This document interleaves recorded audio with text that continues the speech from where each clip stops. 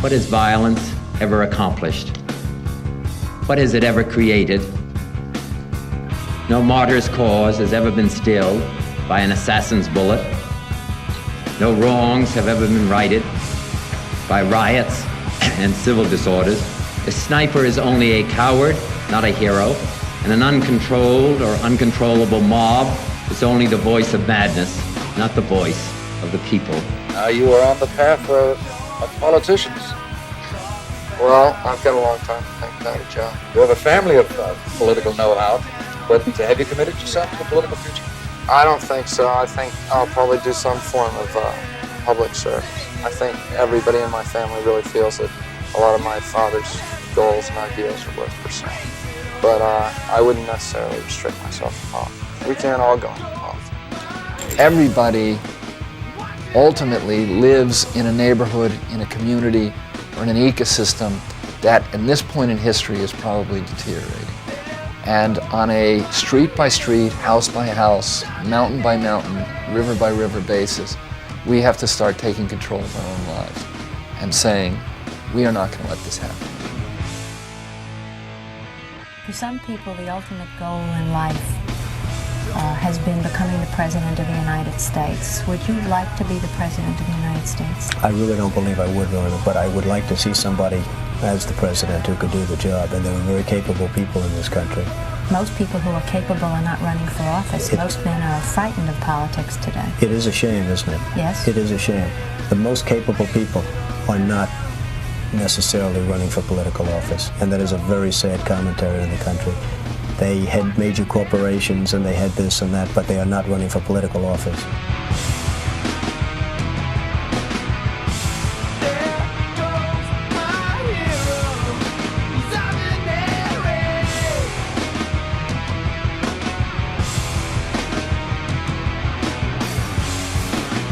Among free men, said Abraham Lincoln, there can be no successful appeal from the ballot to the bullet. And those who take such appeal are sure to lose their case and pay the cost. Violence breeds violence.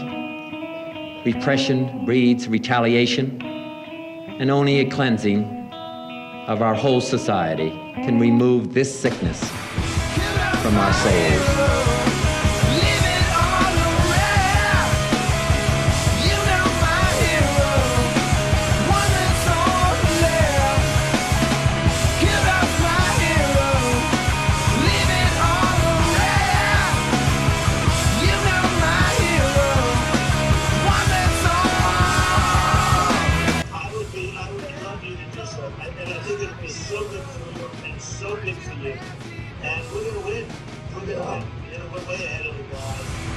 And this is a tribute in honor of Bobby.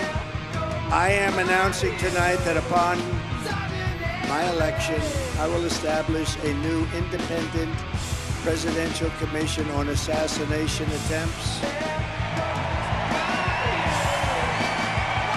And they will be tasked with releasing all of the remaining documents pertaining to the assassination of President John F. Kennedy.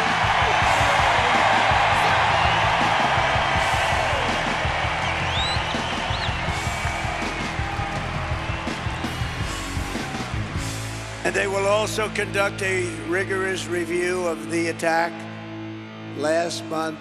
But I tell you, I have never had more people ask me, please, sir, release the documents on the Kennedy assassination. And we're going to do that. On a call a week ago, you said it's time to put Trump in the bullseye.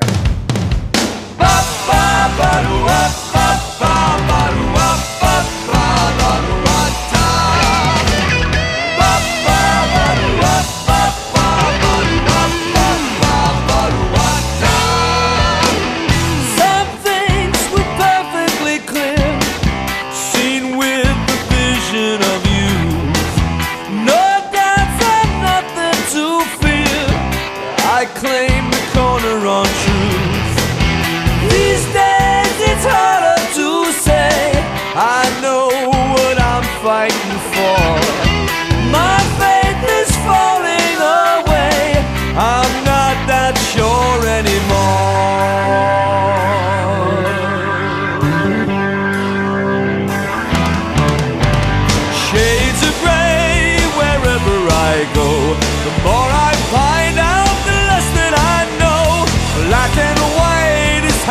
it should be. But shades of gray are the colors I see. Ba ba ba do ba ba ba ba do ba ba ba da do ba da. Ba ba ba do ba ba ba ba do ba ba ba ba do ba da. Was there were trenches and walls at one point of every view?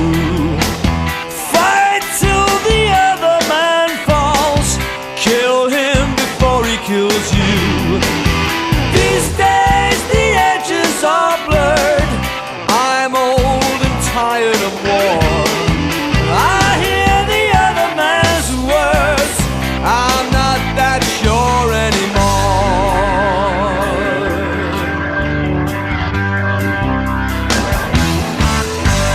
Shades of gray are all that I find when I look to the enemy line. Black and white was so easy for me, but shades of gray are the colors I see. Ba ba ba do ba ba ba ba do ba ba ba ba do ba da. Ba ba ba do ba ba ba ba do ba ba ba ba do ba da. Now with the wisdom of years, I try to reason things out. And the only people I fear are those who never have doubts. Save myself from arrogant men and all the causes therefore. I won't be righteous again. I'm not that sure anymore. Shades of gray are all that I find when I look to the enemy line. There ain't no rainbow shining on me. Shades of gray are the colors I see. Shades of gray wherever I go. The more I find out, the less that I know. There ain't no rainbow shining on me. Shades of gray are the colors I see.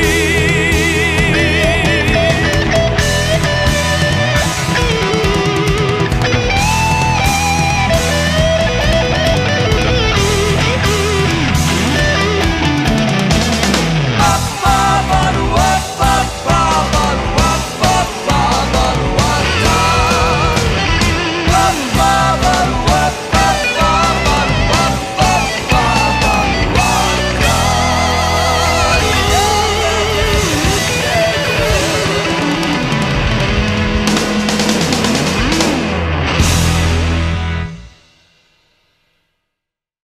Everybody's saying I should run for president. Let me ask you a question. Meatloaf, should I run for president? Absolutely. Now, you would definitely vote for me. I would vote for you. In Okay, I fact, would think so. I'll help you with your campaign.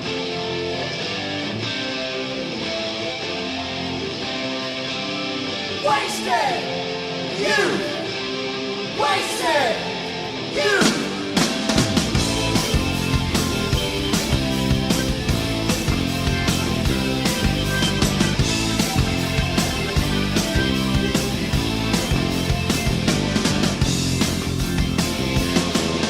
I know that I will never be politically correct,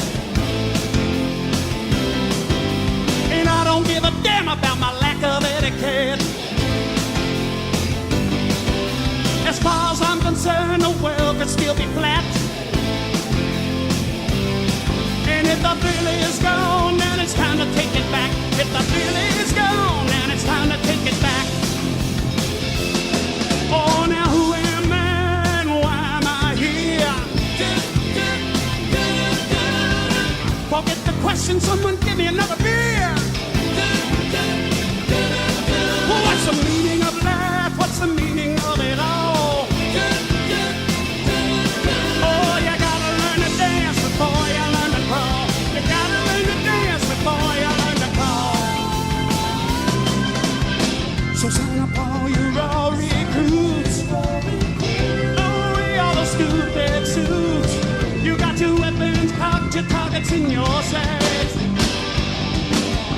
There's a party raging somewhere nowhere.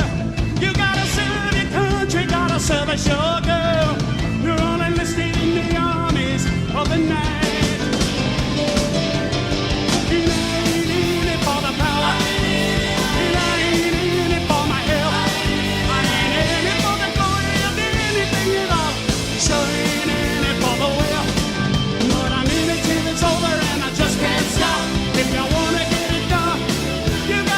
it yourself. My music like a light. Everything louder than everything else. Everything louder than everything else. Everything louder than everything else. Everything louder, everything louder, everything louder than everything else. Everything louder than everything else. Everything louder than everything else.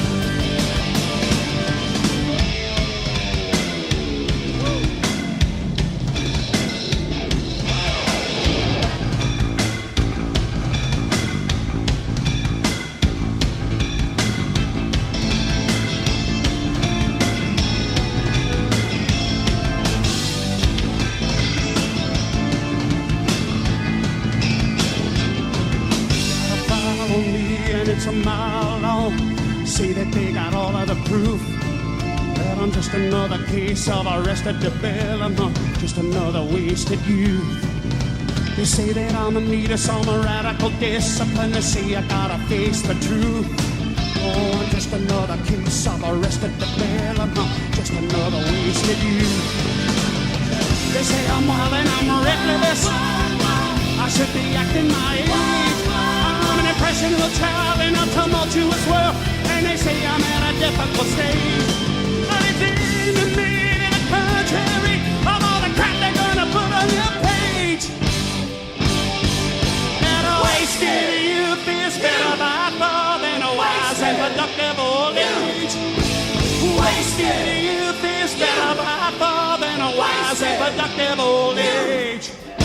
Wasted youth is better by far than a wise and productive old age. Wasted youth is better by far than a wise and productive old age. Wasted youth is better by far than a wise and productive old age. Wasted youth is better by far than a wise and productive old age.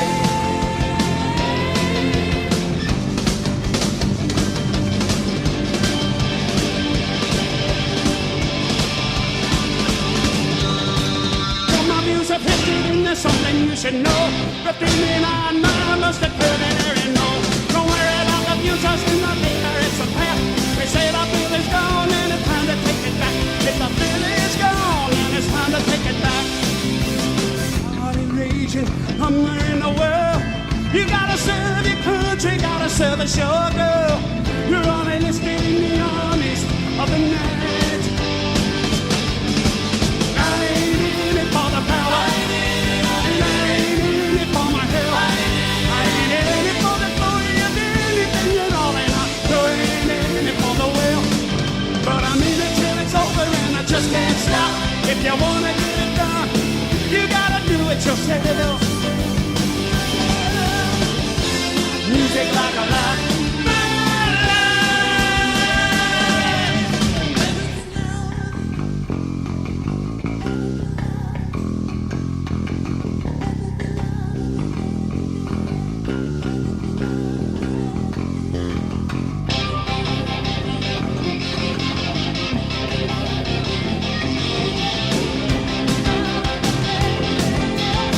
Everything louder than everything else. Everything louder than everything else. Everything louder than everything else. Everything louder than everything else. Everything louder than everything else. Everything louder than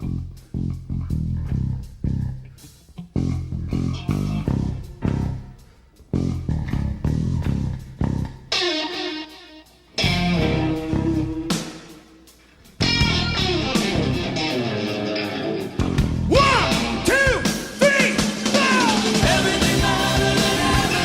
else. Everything louder than everything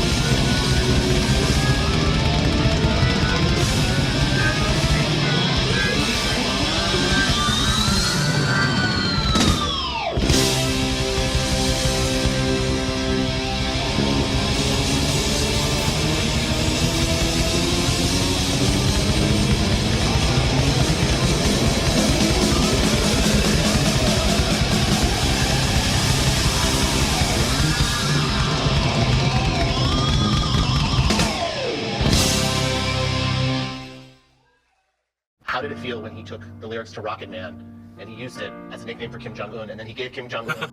I laughed. I thought it was brilliant. I just thought, good on you, Donald. I'm the Rocket Man, yeah. Donald's always been a fan of mine, and he's been to my concerts many, many times. So, I mean, I've always been friendly towards him, and I thank him for his support.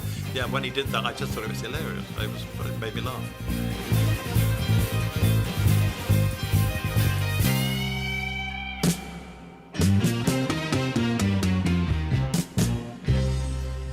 Heard the dogs at night somewhere on the hill,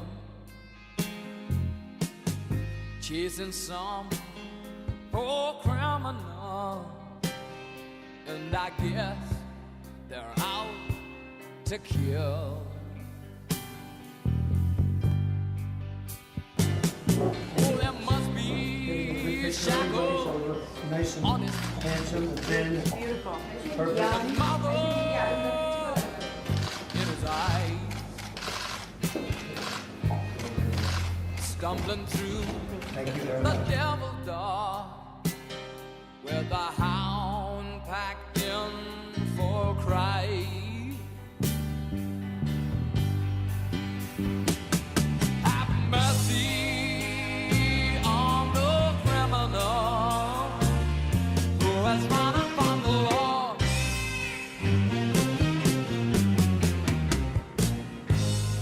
Are you blind to the winds of change? Don't you hear him anymore?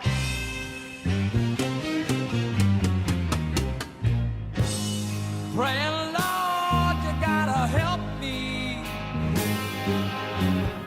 I ain't never gonna sin again. Just take these chains from around my head. Sweet Jesus, I'll be your friend.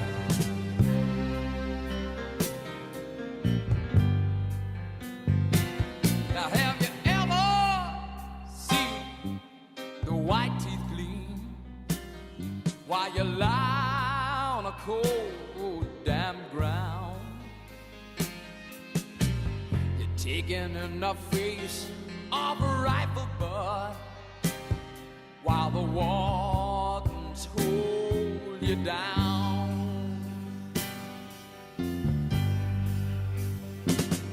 When you never seen a friend in years, oh, it turns your heart to stone. You jump the walls and the dogs run free, and the grave's gonna be your home. Oh, have mercy on the criminal who has run from the law.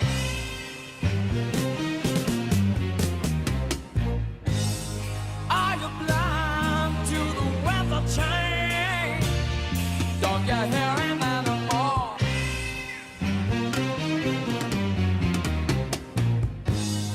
Praying, Lord, you gotta help me. I ain't never gonna sin again. Just take these chains from around my legs. Ooh, sweet Jesus, I'll be your friend.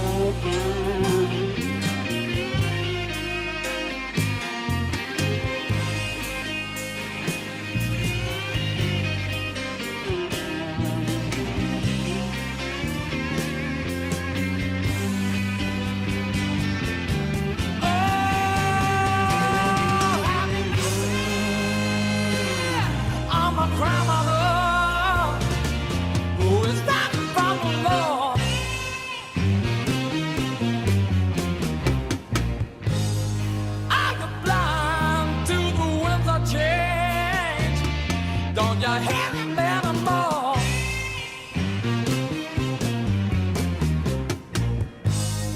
Praying, Lord, you gotta help me. I ain't never gonna sin again. Just take these chains from around my neck. Sweet Jesus, I'll be your friend.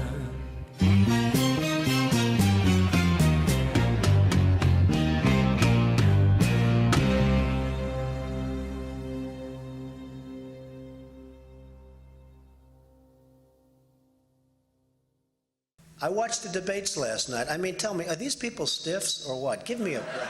Trump was considering his first run for president as a third-party candidate, trotting out politically incorrect talking points, like this one about the difference between him and the 2000 Republican candidate for president, George W. Bush. One is somebody that is a member of the Lucky Sperm Club, and the other one somebody that made money. You know, I think there's a difference. Like Trump, Jesse Ventura brought in new voters.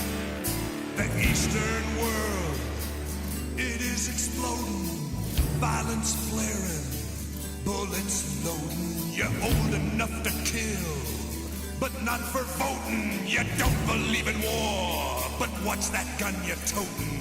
And even the Jordan River has bodies floating, and you tell me over and over and over again, my friend, oh, you don't believe we're on the eve of destruction. Can't you understand what I'm trying to say? Don't you feel the fears that I'm feeling today? If the button is pushed, there'll be no running away. There'll be no one to save with the world in a grave. Take a look around you, boy. It's bound to scare you, boy. And you tell me over and over and over again, my friend, oh, you don't believe we're on the eve of destruction. Oh, you don't believe we're on the eve of destruction. Yeah, my blood's so mad, feels like coagulating. I'm sitting here just contemplating. I can't twist the truth, it knows no regulation. Handful of senators don't pass legislation, and marches alone can't bring integration. When human respect is disintegrating, and this whole crazy world is just too frustrating. And you tell me over and over and over again, my friend, oh, you don't believe we're on the eve of destruction. Yeah, you don't believe we're on the eve of destruction.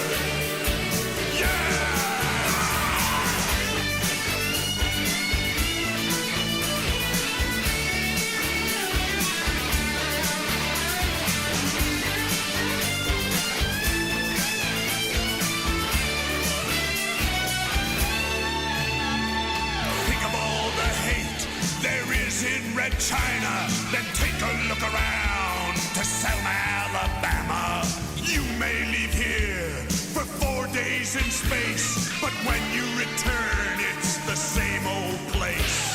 The pounding of the drums, the pride and disgrace. You can bury your dead, but don't leave a trace.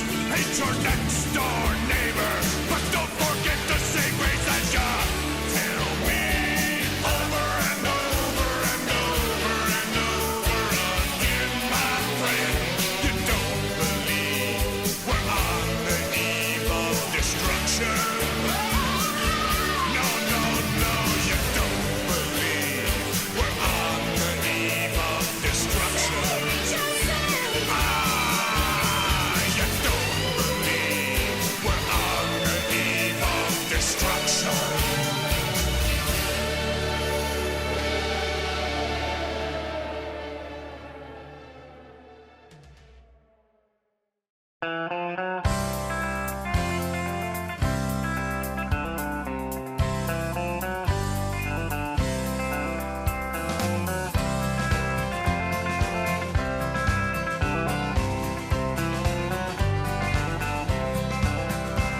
Why don't we liberate these United States? We're the ones who need it worst.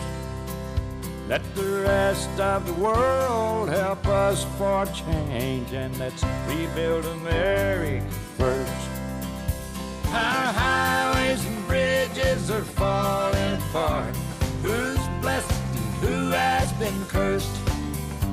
There's things to be done all over the world, but let's rebuild America first.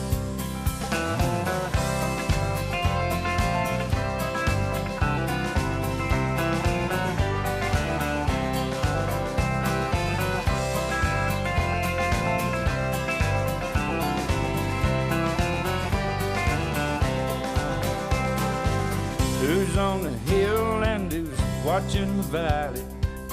Who's in charge of it all? God bless the army and God bless our liberty, and that gun the rest of it all. Yeah, the men in position are backing away. Freedom is stuck in reverse. Let's get out of Iraq, get back on the track, and let's rebuild America first.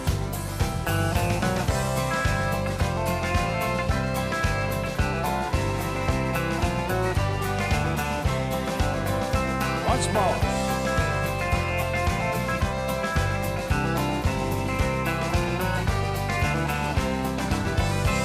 Why don't we liberate these United States? We're the ones who need it the most. You think I'm blowing smoke? Boys, it ain't no joke. I make 20 trips a year from coast to coast.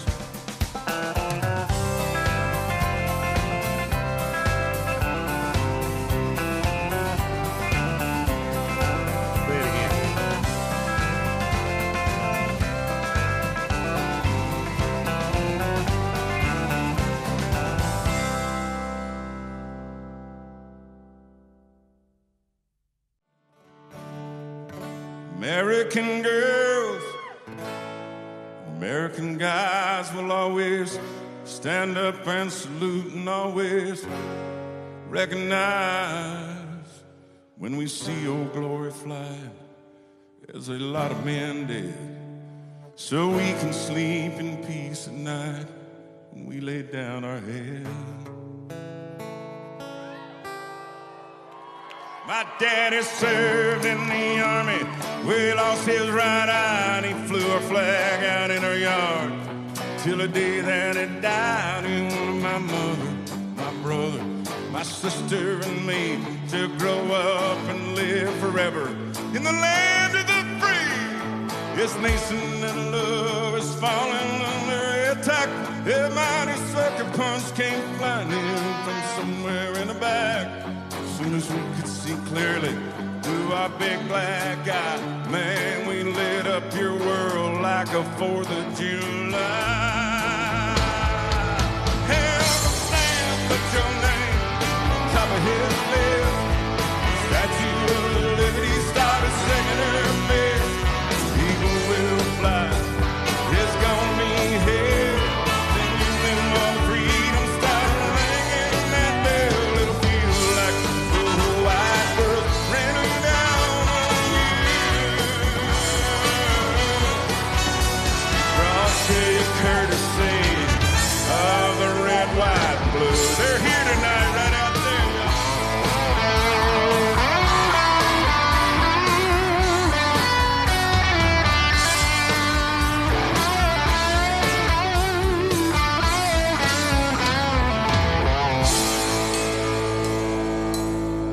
Oh, and justice will be served, battle will rage. Good guys win every time you rattle their cage. Man, you'll be sorry you messed with my U.S. of A. We'll put a boot in your ass, it's the American way. Hey, Uncle Sam, put your name top of his list. Statue of Liberty started singing miss. The eagle will fly, there's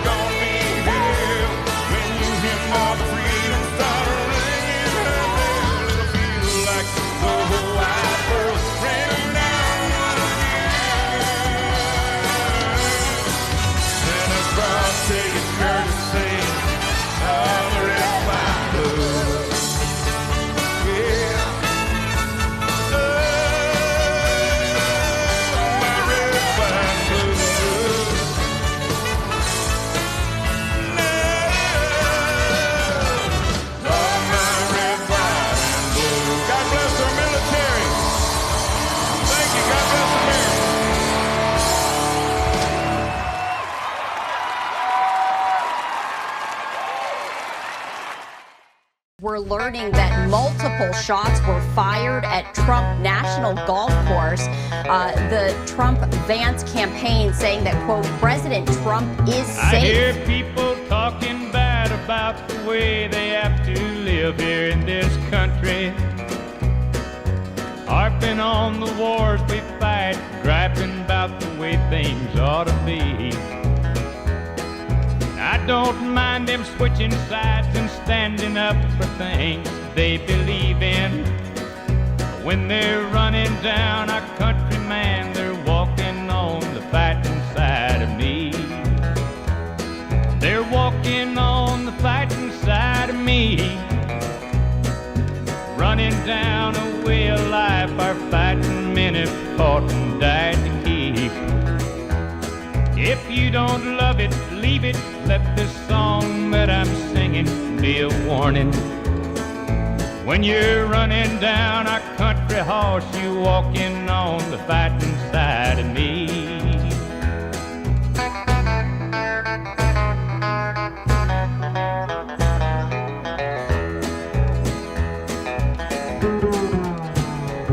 I read about some squirrely guy who claims that he just don't believe in fighting. And I wonder just how long the rest of us can count on being free. They love our milk and honey, but they preach about some other way of living. And when they're running down our country, man, they're walking on the fighting side of me. They're walking on the fighting side of me. Running down a way of life our fighting men have fought and died to keep. If you don't love it, leave it. Let this song that I'm singing be a warning. When you're running down our country, man, you're walking on the fighting side of me. You're walking on the fighting side of me. Running down a way of life our fighting men have fought and died to keep. If you don't love it, leave it. Let this song that I'm singing be a warning. When you're running down our country horse, you walking on the fighting side of me.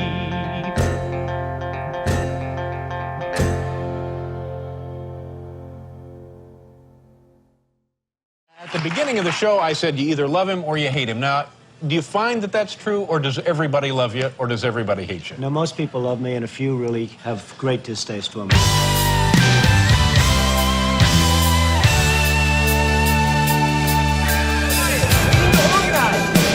There are thousands of people peacefully protesting 2 blocks that way. Why is it that those people, that few, would not care for you? Because you're so successful? Imagine. No, I don't think so. It's just I sort of speak my mind a little bit like you in that respect. Yeah. A little bit like A little bit like me. Not too much, hopefully. Think of all the things that really matter and the chances you earn. The fire in your heart is growing. You can fly if you try, leaving the past behind. Heaven only knows what you might find. Yeah, gotta believe you can survive. You are the future in your hand. Yeah, gotta keep all your dreams alive. It's time to take a stand. You can win if you dare. Skinhead player, the comeback kid, Donald Trump's amazing turnaround. And here is New York Magazine out this week. Fighting back, Trump scrambles off the canvas. Bill Clinton, after the New Hampshire primary, went out front and had a press conference, and he said, even though he came in second, said, I'm the comeback kid. And look what happened to Bill Clinton. Now, if you could translate that for you, where would it be? Where would it take you to? What would be the equivalent of reaching the White House for you? Well, I think just doing what I'm doing, Charlie. You know, I've had a really great streak over the last year. A lot of people went down.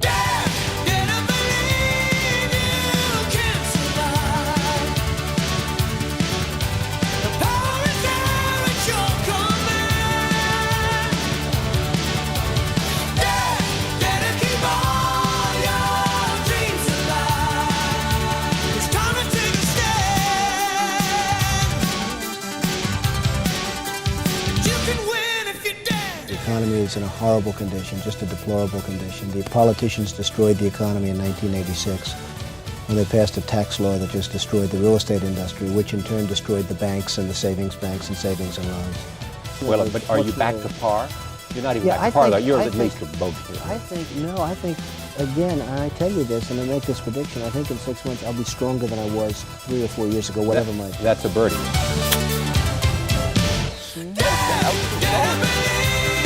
That was a good flop after there. I know he had the flop in it. You want the future in your hand. Dare to keep all your dreams alive. The power is there at your command. Oh, dare to keep all your love alive. Gotta be all that you can be. There is a place where dreams survive. It's calling you on to victory.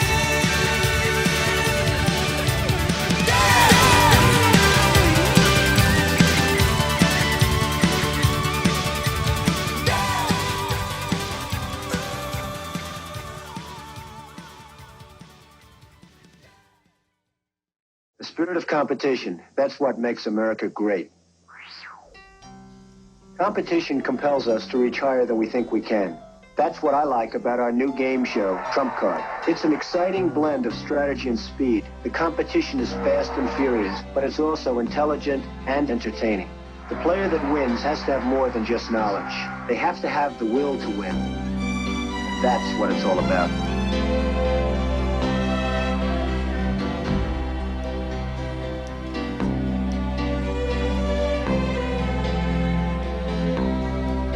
I'm gonna play my trump card. And don't you know it's gonna go hard with you. I'm gonna show just what I've been thinking all along. I'll play my ace of hearts. I'll use my plans and charts. I'm gonna show what you've been doing wrong. I've had it planned for some time. And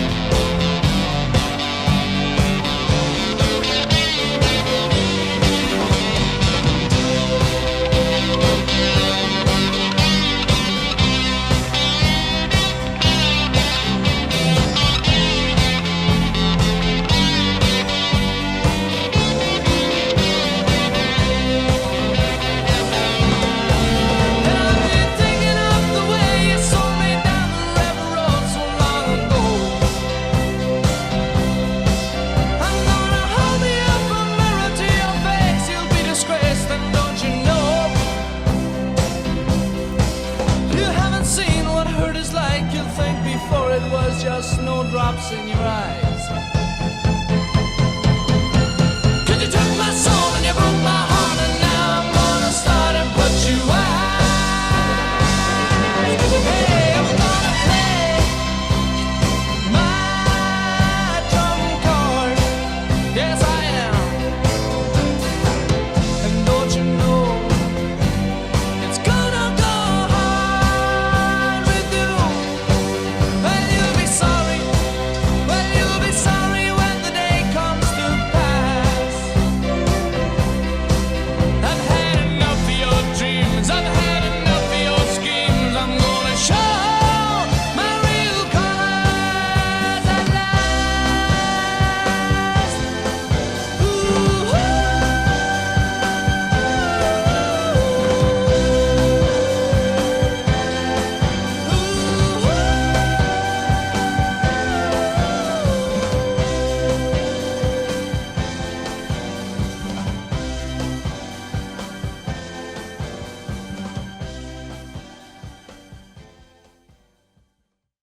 I'm gonna tell on you. Tell all the people what you do. Yes, I'm gonna tell on the whole round world just exactly what it is that you do. Yes, you do. I've got to tell how you inspect everything I like, how you reject. With your law books on the shelf, you protect me from myself, and that's exactly how it is. Thank you much. No one ever said it was easy to get to become the leader of the free world. Tell all the people what you do. 'Cause I'm gonna tell on the whole round world just exactly what it is that you do. You tax me hard, you take my cash. What is left, you tell me, make it last. sit down and sip your beer and be thankful you live here. Yeah, love it or leave it. That's just exactly what he said. Yes, he did. I'm gonna tell on you. Tell all the people what you do. 'Cause I'm gonna tell on the whole round world just exactly what it is that you do. You take away everything I smoke. You say it's bad, it'll make me cough and choke. It's cancerous. You're bound to die. It's dangerous. I gotta say. That's exactly what he said. Yes, he did. So I'm gonna tell on you. Tell all the people what you do. I'm gonna tell on the whole round world just exactly what it is that you do. I hope he said the pill's no good. Only do it when you think you should. But we're overpopulated. And a longer skirt is needed. Yes, and that's just exactly what he said. Yes, he said. I'm gonna tell on you. Tell all the people what you do. I'm gonna tell on the whole round world just exactly what it is that you do. So follow me, the good shit about to go. I'm doing 500, I'm out of control. But there's nowhere to go, and there's nowhere to slow. If I knew what I knew in the past, I would have been like that on your ass. 4 in the morning, and I'm zoning, they say I'm possessed. It's an omen, I keep it 300, like the Romans, 300 bitches. With a Trojan, baby, we living in the moment. I've been a menace for the longest, but I ain't finished. I'm devoted, and you know it, and you know it. Stop all that coon shit, early morning cartoon shit. This is that goon shit, fuck up your whole afternoon shit. I'm a win, I'm a wolf. Soon as the moon hit, I'm a win, I'm a king. Back at the room, bitch. Back at the room, bitch. Stop all that coon shit. These niggas ain't doing shit. Them niggas ain't doing shit. Come on, homie, what happened? You niggas ain't breathing, you gasping. These niggas ain't ready for action.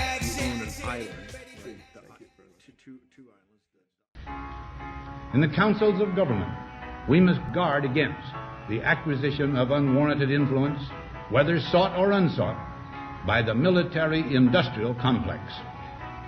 the potential for the disastrous rise of misplaced power exists and will persist. We must never let the weight of this combination endanger our liberties or democratic processes. We should take nothing for granted. Only an alert and knowledgeable citizenry can compel the proper meshing of the huge industrial and military machinery of defense with our peaceful methods and goals, so that security and liberty may prosper together. The very word secrecy is repugnant in a free and open society, and we are, as a people, inherently and historically opposed to secret societies, to secret oaths, and to secret proceedings. We decided long ago that the dangers of excessive and unwarranted concealment of pertinent facts far outweighed the dangers which are cited to justify it.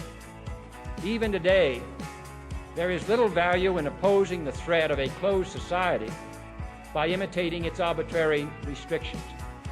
Even today, there is little value in ensuring the survival of our nation if our traditions do not survive with it. And there is very grave danger that an announced need for increased security will be seized upon by those anxious to expand its meaning to the very limits of official censorship and concealment. That I do not intend to permit to the extent that it's in my control.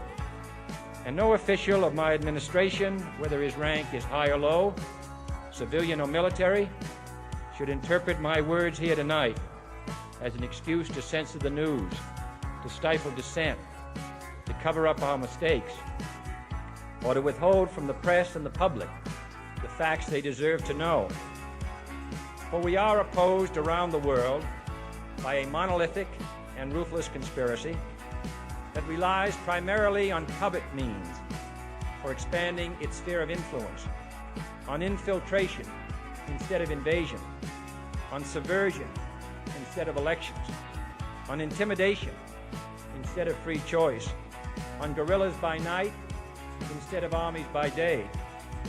It is a system which has conscripted vast human and material resources into the building of a tightly knit, highly efficient machine that combines military, diplomatic, intelligence, economic, scientific, and political operations. Its preparations are concealed, not published. Its mistakes are buried, not headlined. Its dissenters are silenced, not praised. No expenditure is questioned, no rumor is printed, no secret is revealed. No president should fear public scrutiny of his program, for from that scrutiny comes understanding, and from that understanding comes support or opposition, and both are necessary. I am not asking your newspapers to support an administration, but I am asking your help in the tremendous task of informing and alerting the American people. For I have complete confidence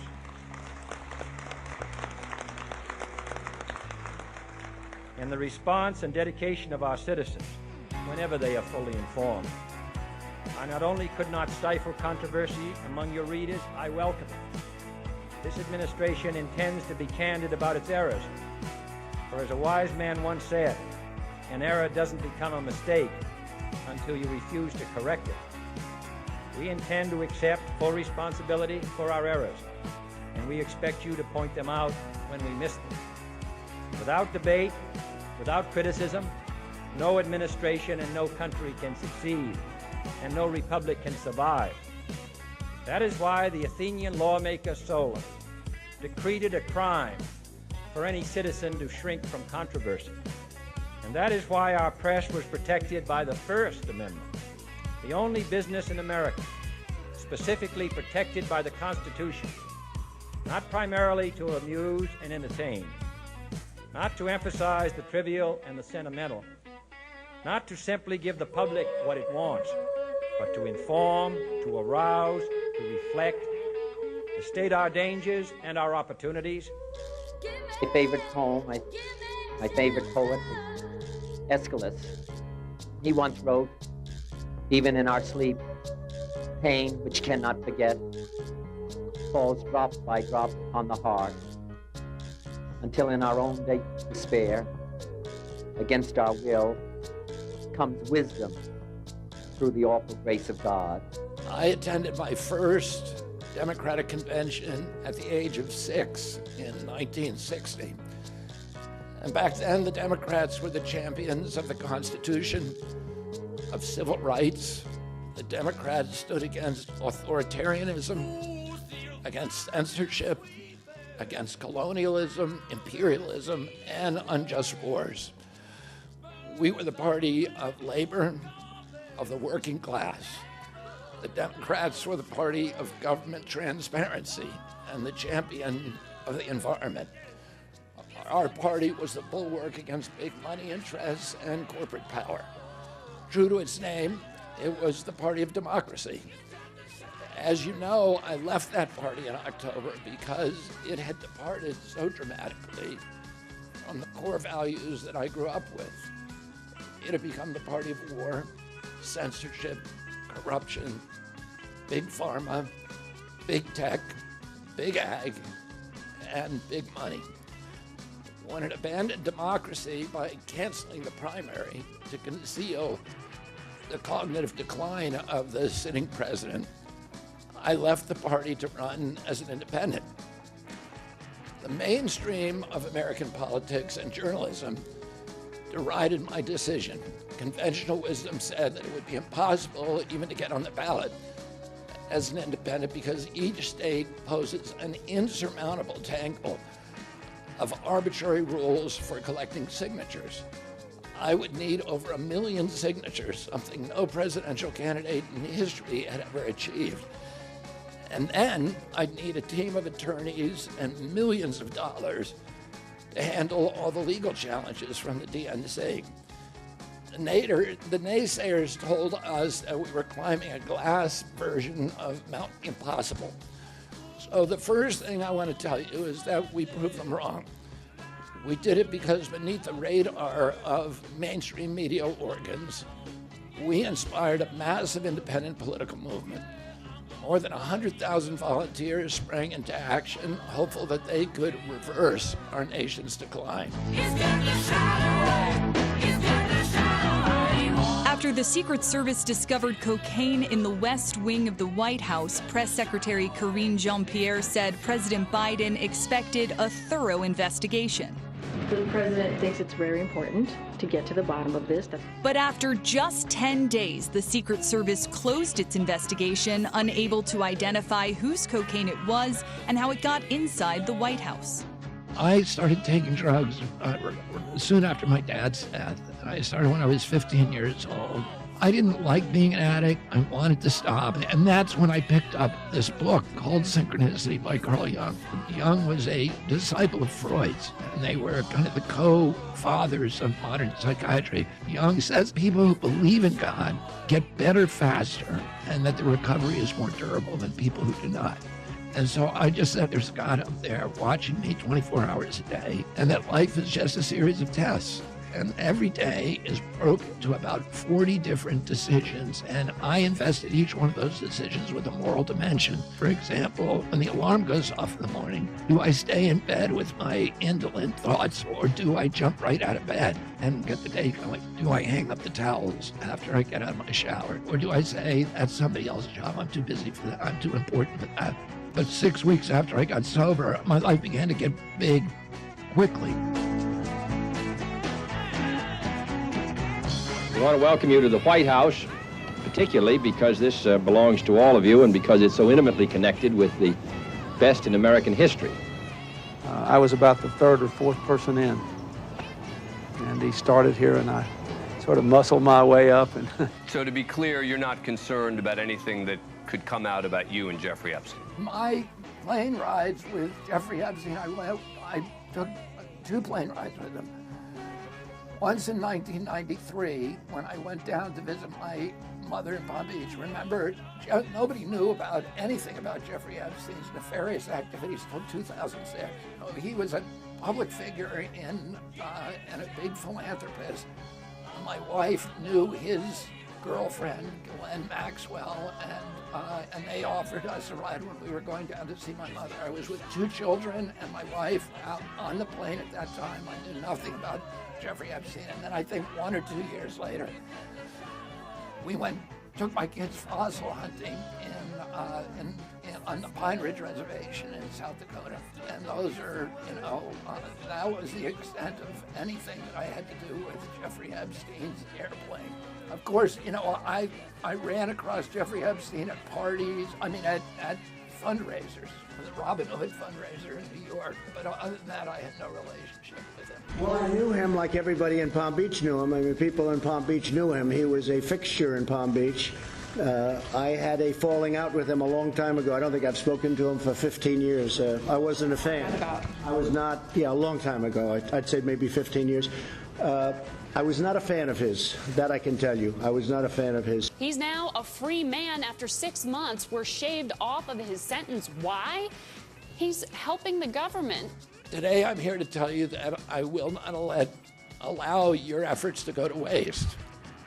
I'm here to tell you that I will leverage your tremendous accomplishments to serve the ideals that we share, the ideals of peace, of prosperity, of freedom, of health, all the ideals that motivated my campaign. I'm here today to describe the path forward that you've opened with your commitment and with your hard labors.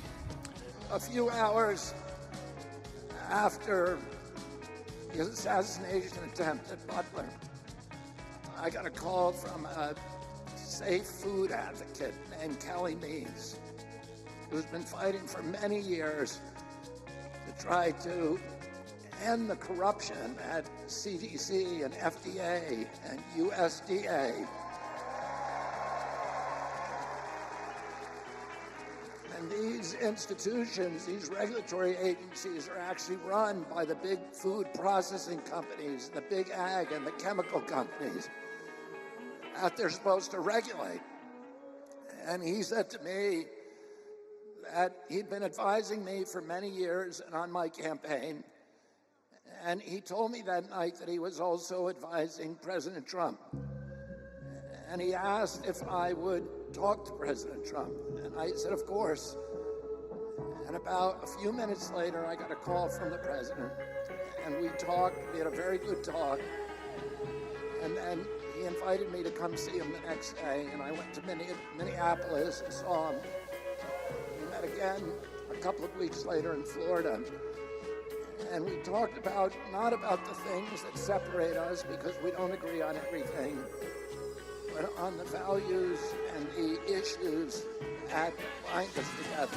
I have a lot of respect for RFK Jr., you know that. I've known him a long time, very smart, a little bit different, and that's okay, but he's a very smart guy. He's loved by a lot of people, and I'm hearing that he wants to leave. Don't forget he was treated very unfairly. I think he would have beaten Biden in a primary. The Kennedy name and him in particular. I think he would have beaten Biden in a primary, and they made it impossible. They said you have to get 70% of the vote just to qualify or something. They created standards that nobody could have met. Biden couldn't have met him. And I think he would have lost Biden, and they really treated him very badly. Then he went out as an independent, and it's a tough thing to do. Robert Kennedy talks about the trouble in our cities. I mean, we got to get this stopped. It's going to get out of hand completely. I agree. But I think that we just have to make sure that people have jobs. I think we have to move away from welfare and the dole and the handout. The conditions are worse, not better, over the period of the last 5 years, and so that they filled with despair, feel they have nothing to lose, and then they turn to this lawlessness. It doesn't excuse it, and we can't tolerate it. I think we should bring in the private sector, too, in a more active way. And not just have the federal government in Washington running it. Bring in the private sector and decentralize it so that it's brought back to the people and not have just programs run out of luck. I think that's true in all of these efforts. The people themselves know better how to do this than they do in Washington. Kennedy. Oregon can make the difference. For the past 16 months, Bobby has run an extraordinary campaign for President of the United States. I know, because he also went after me a couple of times. I didn't like it. And I mean this sincerely, had he been allowed to enter the Democrat primary, he would have easily beaten Joe Biden, but they wouldn't let him in. They put up rules. I've never seen rules like you had to have 65% of the vote in order to run, little things like that.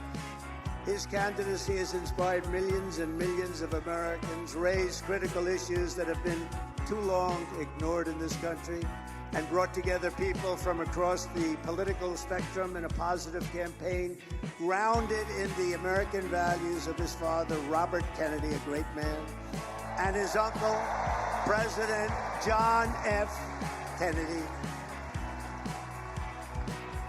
And I know that they are looking down right now, and they are very, very proud of Bobby.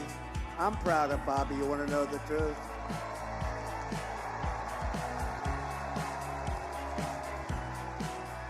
And I don't think I've ever introduced anyone that got applause like he just got. I must tell you, I don't think it's true. I don't think I've ever introduced anybody that got applause like that.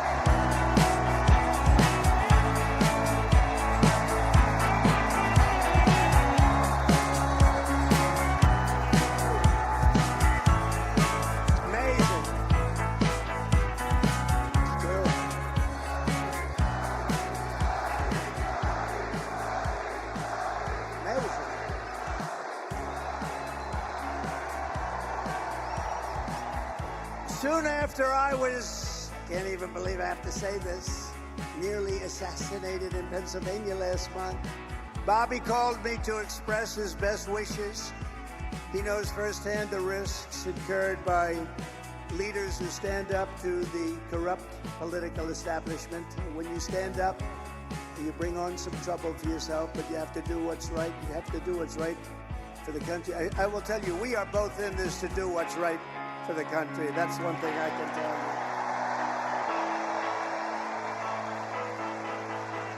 you. He lost his father and uncle in service to our country, and Bobby himself was subject to repeated threats to his safety during the course of his campaign while being denied protection by the Harris-Biden administration. And this is a tribute in honor of Bobby. I am announcing tonight that upon my election, I will establish a new independent presidential commission on assassination attempts. And they will be tasked with releasing all of the remaining documents pertaining to the assassination of President John F. Kennedy.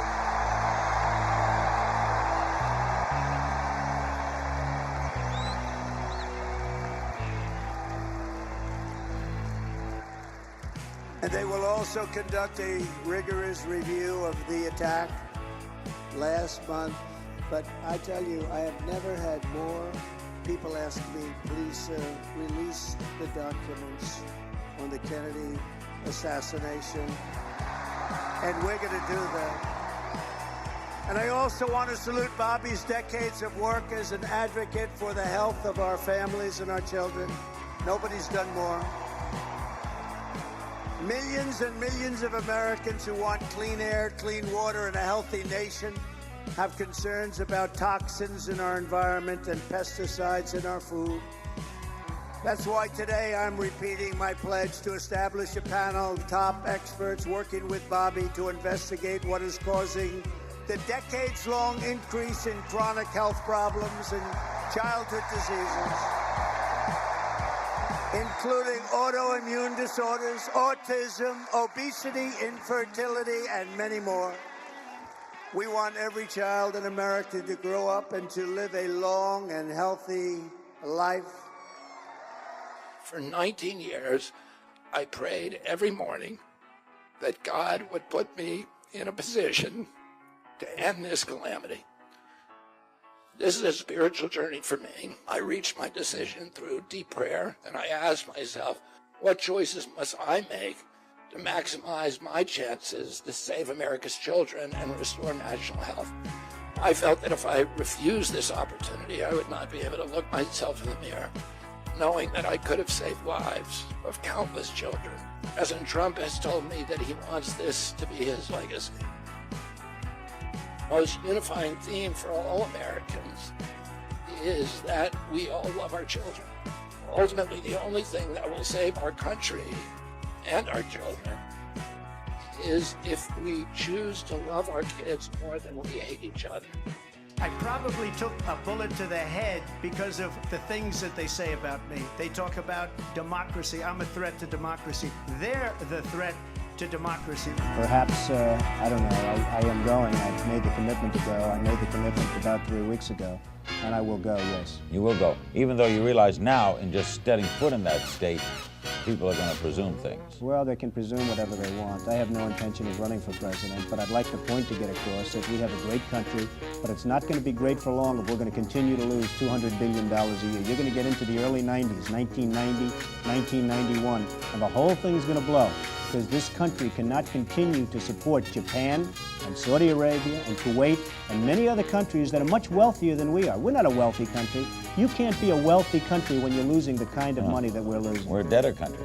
You took out a full-page ad in major U.S. newspapers last year criticizing U.S. foreign policy. What would you do differently, Donald? I'd make our allies, forgetting about the enemies you can't talk to so easily, I'd make our allies pay their fair share.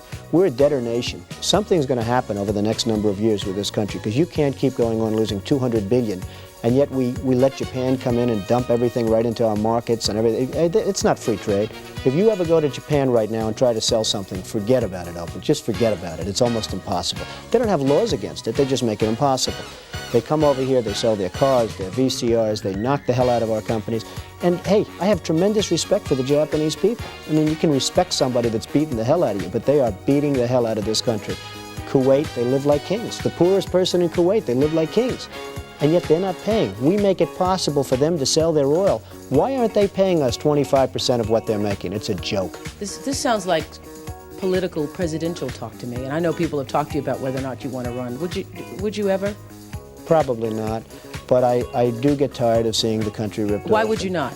I just don't think I really have the inclination to do it. I love what I'm doing. I really like it. Also, it doesn't pay as well. No, it doesn't. But, you know, I just probably wouldn't do it, Oprah. I probably wouldn't, but I do get tired of seeing what's happening with this country. And if it got so bad, I would never want to rule it out totally, because I really am tired of seeing what's happening with this country, how we're really making other people live like kings, and we're not. What do you think of this year's presidential race, the way it's shaping up? Well, it's going to be very interesting. I think that probably George Bush has an advantage in terms of the election. I think that probably people would say that he's got like that little edge in terms of the incumbency, et cetera, et cetera. But I think Jesse Jackson's done himself very proud. I think Michael Dukakis has done one hell of a job. And George Bush has done a hell of a job. You know, they all went in there sort of as semi-underdogs, including George Bush, and they've all come out.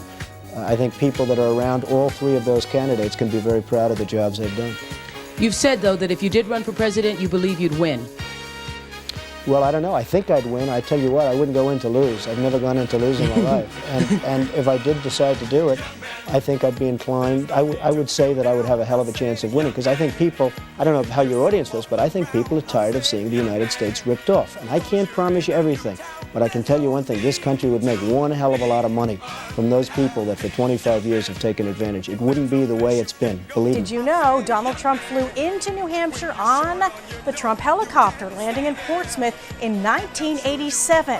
He then delivered a speech to the Rotary Club at Yokin's Restaurant nearly 30 years before he took office. The same year, Joe Biden stopped by New Hampshire State House for a visit, 22 years before he would enter the White House as vice president. Good luck, everyone. Thank you all for being here. Hi, nice to see you. How you doing? Nice to see you again. Nice to be here. Typical New Hampshire winter day, huh? Yeah, where are we heading? Over here? On the Republican side, there's speculation that developer Donald Trump may throw his hat into the ring. His name is already well known to millions of Americans, thanks to the Trump Tower and other real estate holdings. The speculation was fueled by ads that Trump took in 3 newspapers today. Christopher Jones has that story. To this morning's readers of the New York Times, the Washington Post, and the Boston Globe, Donald Trump's full-page open letter to the American people may have looked like a rich man speaking out on American foreign policy. Why'd you write the letter? Because I'm frustrated at looking and seeing the stupidity of what's going on in this country with respect to essentially our foreign policy. Fair enough, but some ask, would Donald Trump pay $95,000 to complain about foreign policy, or is this his way of saying he's running for president? The ads come at a time when a draft Trump movement is building steam in New Hampshire. So we asked him, are you running for president? Absolutely not. I'm not running. I have no intention of running. I'm greatly honored that this New Hampshire group sees fit to choose me as opposed to others, because it's a very credible group. Everybody's been trying to get their support, and I'm very honored. We may have to wait to see how most of the nation takes to Donald Trump, but at least one New Yorker has already made up his mind. I find those ads ridiculous. He spent $100,000 for self-advertisements. Who's really interested in his foreign policy? Anybody? Maybe Mrs. Trump. Ed Koch has been a disaster as a mayor. You know it, I know it, everybody knows it. I want to make it very clear, I'm very biased. I don't like him. Ed Koch has been a lousy mayor. I believe he'll go down as probably in history the worst mayor in the history of the city of New York. And, you know, when I say that, it's hard for him to say, I really like Donald Trump. So right now, ask Donald Trump if he wants to be president of the United States, and he will tell you no. But if a wave of support develops for him in New Hampshire, don't look for Donald Trump to get out of the water. Christopher Jones, Fox News, Channel 5. Do you have a vice presidential candidate in mind? Well, I really haven't gotten quite there yet. I guess it's just Oprah. I love Oprah. Oprah would always be my first choice. Oprah, your competitor, right? Oprah's competitor. You know what? I'll tell you, she's really a great woman. She is a terrific woman. She's somebody that's very special. I have not even thought about it. I guess we'll see. We'll see. Maybe that's part of the whole process. Would she be someone, I mean, kidding aside, that you might think about? If she'd do it, she'd be fantastic. I mean, she's popular. She's brilliant. She's a wonderful woman. I mean, if she'd ever do it, I don't know that she'd ever do it. She's got. You'd ask her. She'd be sort of like me. I mean, I have a lot of things going. She's got a lot of things going. What a ticket that would be. That would be a pretty good ticket. But she's a very exceptional woman. What makes a good president? Well, I think the leadership qualities. You know, the sad part about President Clinton, who I happen to like a lot, but he could have had a great presidency if the whole thing with Monica and Paula Jones, and the worst of all is, you know, Linda Tripp. I mean, this woman, where she came from, I have no idea, but this is the woman from hell. But he didn't have anything to do with Linda. No, he didn't, but she always seems to surface, and she's just... Donald Trump signs copies of his new book, The America We Deserve. A few feet away, Governor Ventura signs copies of his autobiography, I Ain't Got Time to Bleed. It seems more like a book signing than a presidential campaign stop. Actually, it's neither.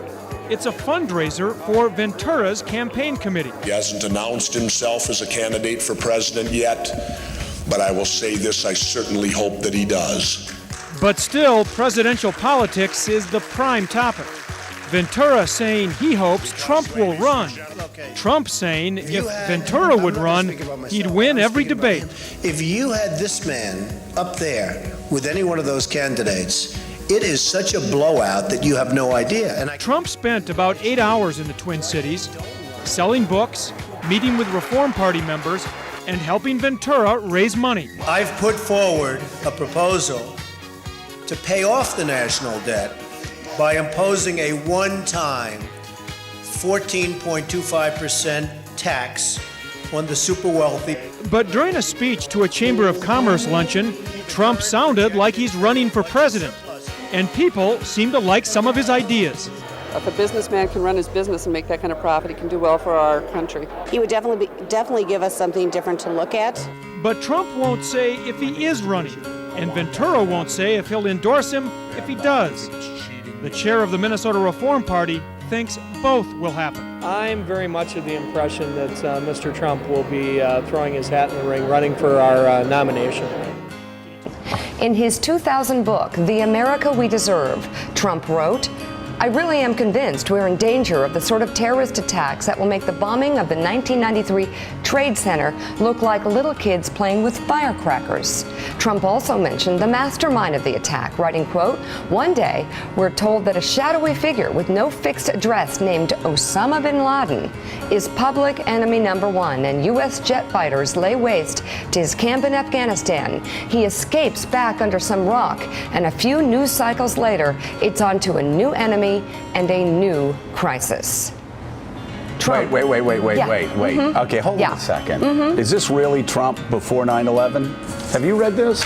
2000 in his book. Are we making this? Somebody, did you make this up, Mika? Nick. I did. Did you make this up? Nick, tell us it's over, right? Because Will you're you wrong stop? about everything. Mika, stop. God. I think it's over. What's that? What's the rage here? Will you stop No, picking it's on cute. him? I think it's cute. Well, go for it. No, really quickly though. I mean, so Willie, that was 2000. In a book he wrote in the year 2000. Well, it was published in 2000. He could have written in 1999 for all we know. Exactly. We are having some technical difficulties, which is totally understandable when you try to do ad hoc reporting and getting information to you as fast as we possibly can and making sure that it's accurate at the same time. So Donald Trump is on the line. I mean, we know him as the man behind lots of real estate in Manhattan, and of course, Donald, I understand you were actually a witness to what happened this morning. Well, I have a window that looks directly at the World Trade Center, and I saw this huge explosion. I was with a group of people, and I really couldn't even believe it. And even, I think, worse than that, for years I've looked right directly at the building. I'd see the Empire State Building in the foreground and the World Trade Center in the background, and now I'm looking at absolutely nothing. It's just gone, and it's just hard to believe. Donald, Alan Marcus here. Your building is, the Trump Tower, is one of the great tourist attractions in the world. It's well known universally. Are you taking any precautions there in light of what happened at the World Trade Center? Well, Alan, we've always had, as you know, very, very strong security, but there's very little you can do about planes crashing into a building. I mean, you look at Larry Silverstein, who's a terrific owner in New York and a very good friend of mine who I just called. I was very worried about him, because I assume maybe he was in the building. He took possession of the building 1 week ago. As you know, he just bought the World Trade Center. Right. And he was in his office, and he was getting ready to move into the World Trade Center over the next 2 weeks. So, and I just spoke to him, there's nothing you can do when people are going to be bombing planes at your building. Now, I guess maybe the world is going to be changing, and maybe you're going to have F-16s flying all over the city, etc. But it's a pretty tough situation. Donald, you have one of the landmark buildings down in the financial district, 40 Wall Street. Did you have any damage, or did you know what's happened down there? Well, it was an amazing phone call I made. 40 Wall Street actually was the second tallest building in downtown Manhattan, and it was actually, before the World Trade Center, was the tallest. And then when they built the World Trade Center, it became known as the second tallest, and now it's the tallest. And I just spoke to my people, and they said it's the most unbelievable sight. It's probably 7 or 8 blocks away from the World Trade Center, and yet Wall Street is littered with 2 feet of stone and brick and mortar and steel, and there are thousands of people walking over the debris over the Brooklyn Bridge, where they're sending them out over the Brooklyn Bridge to Brooklyn, and then I guess they're going to have to figure out how to get home from there. But they have between 1 foot and 2 feet of debris right in front of a building that's probably, you would say, Alan, 6 or 7 blocks away. Donald, this is Roland Smith. Hi, Roland. You know, how you doing on this kind of day? You know, at some point we're going to put all this behind us, and you, as a visionary, particularly in New York real estate, what do you think that we ought to do as a city, as a people, when all of this gets, when the mourning stops, when the dead are honored, and we've found out what caused it and maybe corrected it? What does the city need to do? Well, I guess the big thing that you really will have to do is never forget. You just can't forget that something like this happened. I was so disappointed when they closed the stock exchange, but of course, at some point, you had no choice, you know, when they initially announced it was closing, because you want to just say, the hell with it, you're going forward, nothing's going to change. But the fact is, something has changed very dramatically. And I think one of the very sad things is going to be when you look at the skyline of New York, which has become so emblazoned in your own memory, and you look at the skyline of New York and you see these buildings, these 2 buildings, whether you love them or don't love them, they were a great part of the skyline. And then when you look at the skyline after 2001, and you're going to see a skyline without these 2 buildings, you're going to say, what happened? People won't believe it. You know, when you show your children or your grandchildren in years to come what New York looked like in the year 2000, and then what New York looked like just a year later, they're going to say, what happened? Hey, Donald, it's hard to believe. in the year 2000, Donald, you considered running for president. If you had done that, and if you had been successful, what do you think you'd be doing right now? Well, I'd be taking a very, very tough line, Alan. I mean, most people feel they know at least approximately the group of people that did this and where they are. But boy, would you have to take a hard line on this. This just can't be tolerated, and it's got to be very, very stern. This is, as you and I were discussing before, Alan, this was probably worse than Pearl Harbor. Many more people are dead, and they don't know, they have no idea, but I have somebody that was down there who witnessed at least 10 people jumping out of the building from 70 and 80 stories up in the air. I have hundreds of men inside working right now, and we're bringing down another 125 in a little while, and they've never done work like this before. And they're hard-working people, but they've never seen anything like it, and they've never done work like this before. It's terrible. Tell me what it's like at Ground Zero. Tell me about the workers that you saw and what they're doing there. Well, not only is it devastation, but it's very dangerous because every few minutes a whistle would go off and everybody would just run because you have all the buildings around it, which are in such a weakened state that people just don't know. And so they just have to take off. And then they come back and they're working under 50-story buildings that you don't know if they're going to fall down. So it's a terrible thing for the workers, and it's a terrible thing for the world, really. Good morning. Welcome to Trump Tower. It's an honor to have all of you with us.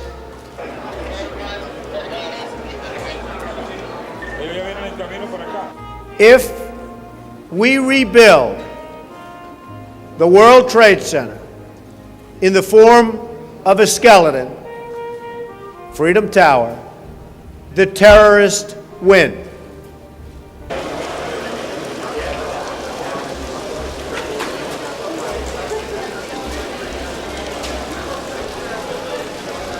We want to rebuild the World Trade Center as the World Trade Center, but better. A little bit taller, a lot stronger, just plain better.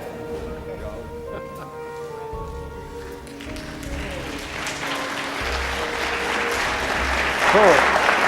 That's it. You've got to make wise decisions, and you can't have the luxury of making mistakes. If you make one mistake, the game is over, you go right back to square one. So it's pretty tough. But I like the concept of places like Toronto. You go to the right location, you go to the best locations, and you do things in real estate. Even if it's buying a house and fixing it up and selling it for a profit, and then buying two houses and fixing them both up and selling them. Try and stay away from the banks as much as possible because the borrowing gets you in trouble. Ultimately, the interest eats you alive. And just work. It takes time. It's not an easy process.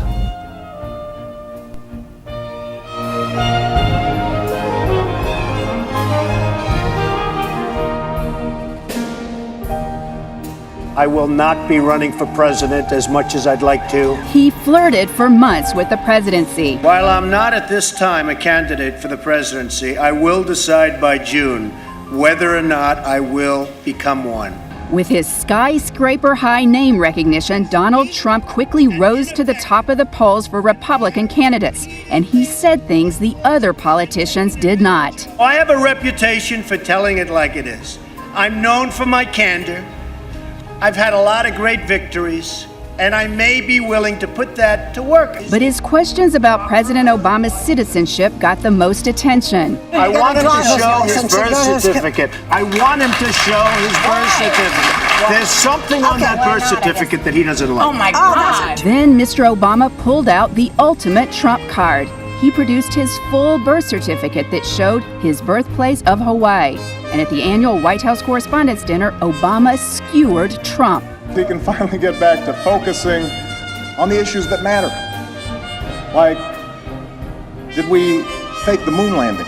It was that same weekend the birther controversy was wiped from the headlines. Today, at my direction, when the president announced the U.S. had killed Osama bin Laden. Now, after that, Trump really started dropping in the polls, but one thing that didn't drop, the ratings for his television show.